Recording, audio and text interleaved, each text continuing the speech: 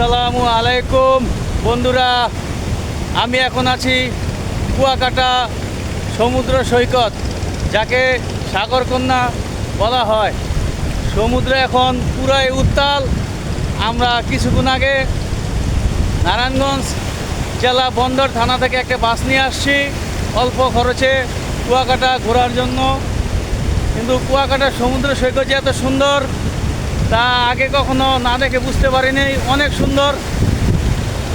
দেখেন ওই যে কাকায় মাছ ধরতেছে জাল দিয়ে, বাগদা চিংড়ির রেনু কাকার হাতে, আর সমুদ্র জেলে ভাইয়েরা মাছ ধরতে যাচ্ছে ছোট ছোট ট্রলার নিয়ে।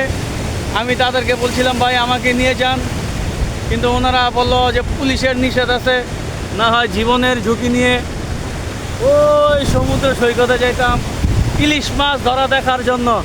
ব্যাড লাক, তারা আমাকে নেয়নি। ধন্যবাদ সাথে থাকার জন্য।